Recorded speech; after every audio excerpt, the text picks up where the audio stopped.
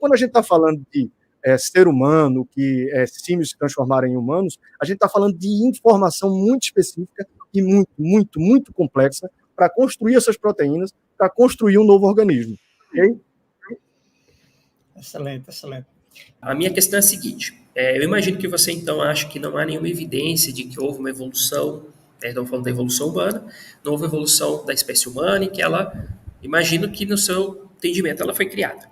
A minha pergunta é bastante simples, qual é a evidência, ou quais são as evidências que vocês têm para poder dizer que não houve uma evolução, tá, da espécie humana e que ele foi então criado, se é que esse é o seu ponto de vista. Eu quero que você explique direitinho para a gente se é isso mesmo, se ele foi criado, se é 6.000 anos atrás, se não é. Eu falo isso porque eu já vi alguma coisa sua, alguma fala sua em outros debates, né? Dei uma espiada e pelo menos me pareceu que você defende que, bom, não evoluiu, tá?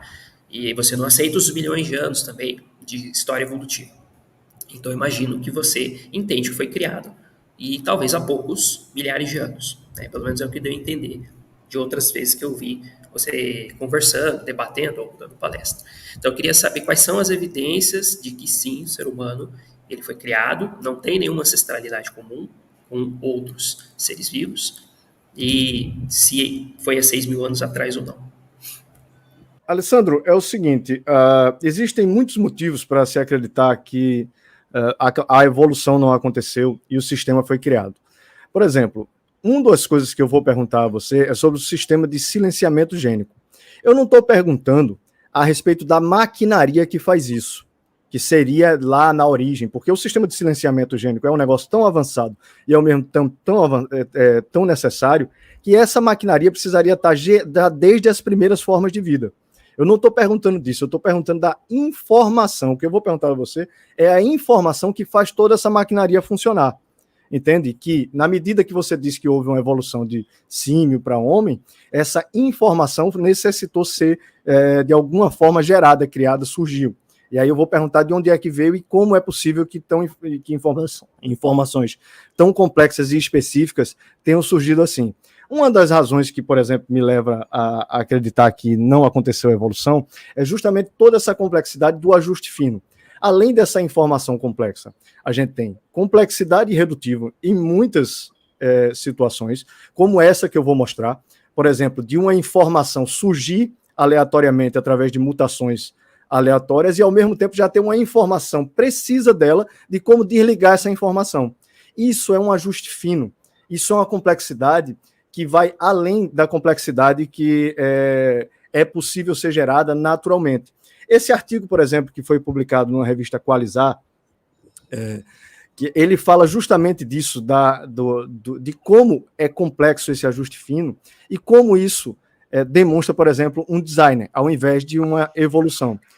Uma conclusão importante do nosso trabalho é que, isso aí os autores falando, o ajuste fino é uma característica clara dos sistemas biológicos. Na verdade, o sistema fino é ainda mais extremo em sistemas biológicos do que em sistemas inorgânicos.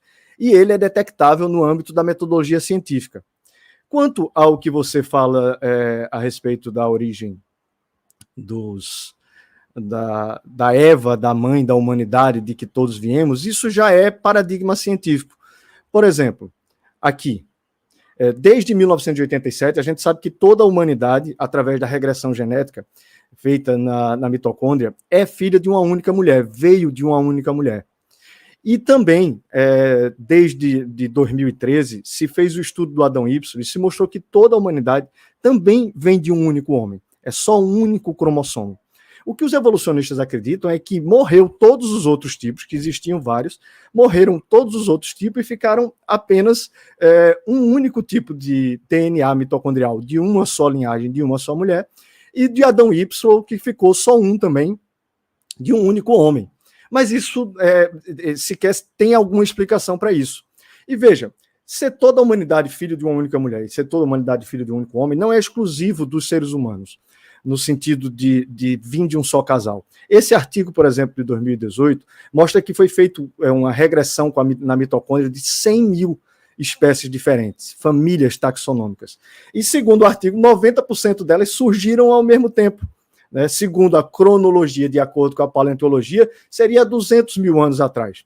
E o próprio autor diz que essa conclusão é muito surpreendente. Ou seja, quando eles voltam, o lobo, o canino, o felino, eles chegam a um único casal e ali para. Eles não têm uma regressão. E o que é que acontece? Desde 1996, se foi feita uma medida empírica de quanto tempo levaria para essas mutações genéticas no DNA se fixarem no DNA. Duas pesquisas ao mesmo tempo chegaram ao mesmo resultado.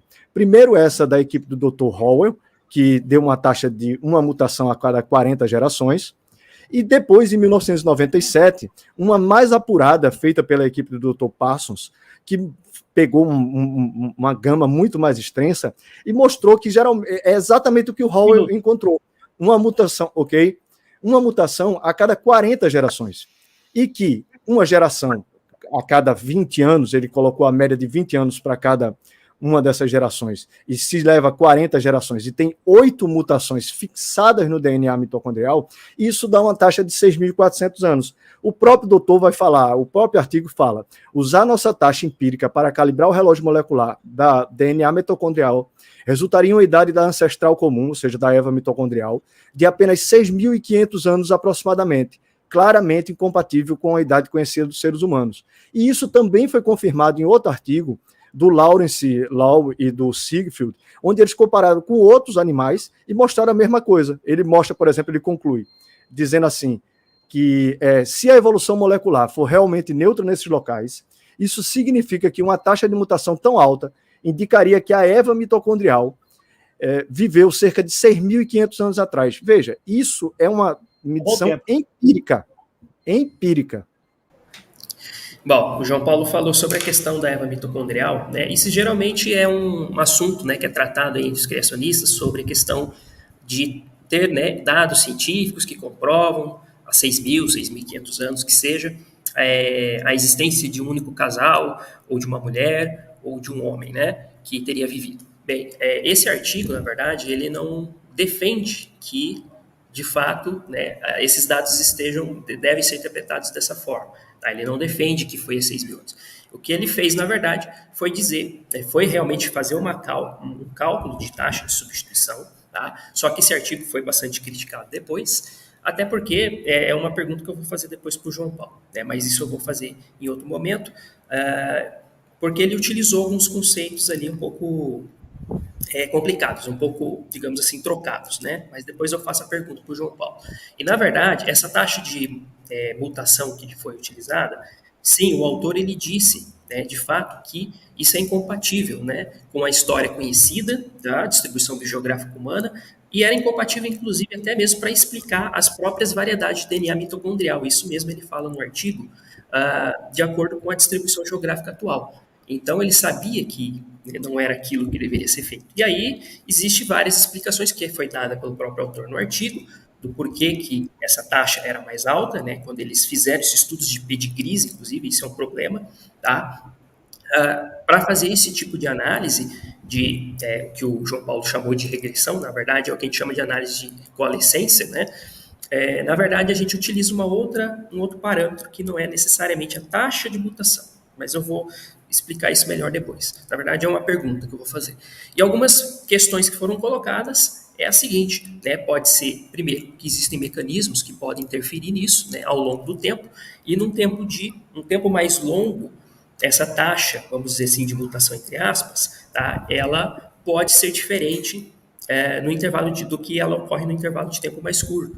Então, que mecanismos são esses? A própria seleção natural pode, então, causar esse mascaramento, mascarar essa taxa que, a princípio, né, ela parece ser muito alta, mas num tempo geológico mais longo, ela tem um efeito mais, como se fosse uma taxa mais curta, ou melhor dizendo, uma taxa mais de mutação mais lenta, né, na verdade, e a própria deriva genética. Tá?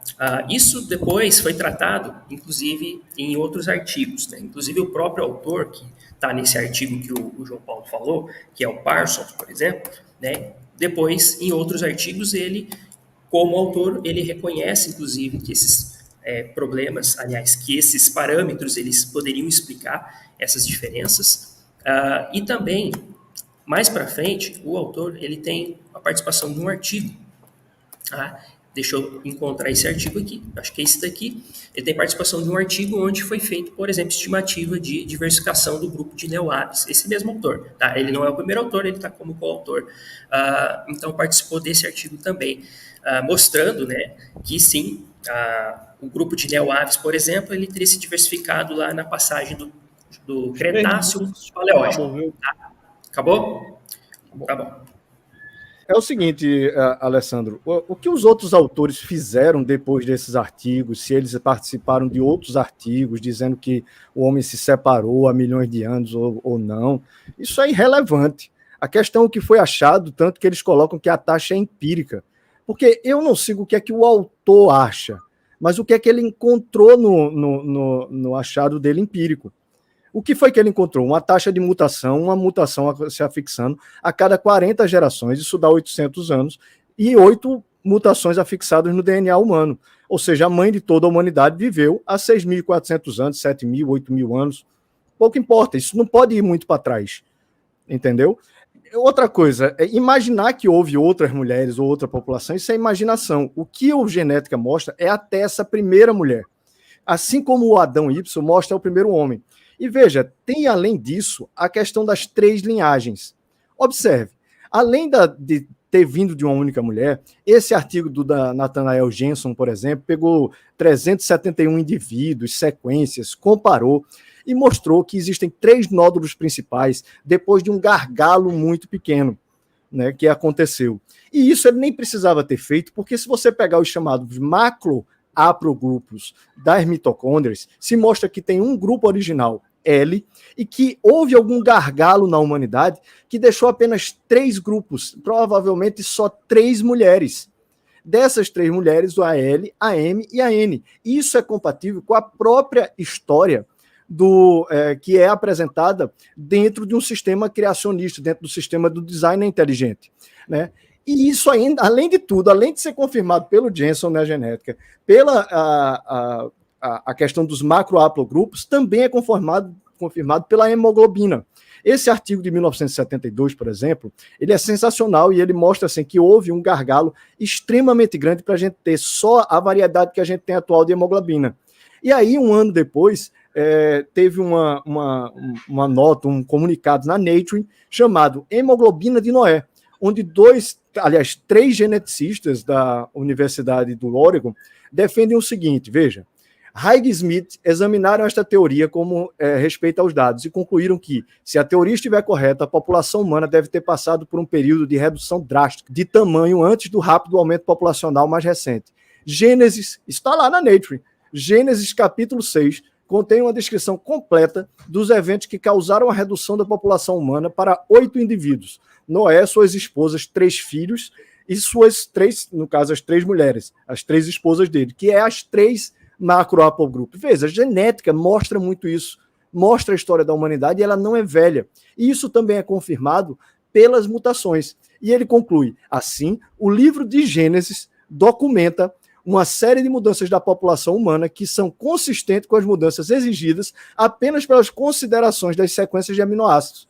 Veja, isso está de acordo com o que a gente encontra na genética. Isso é genética. Isso não é especulação. Beleza.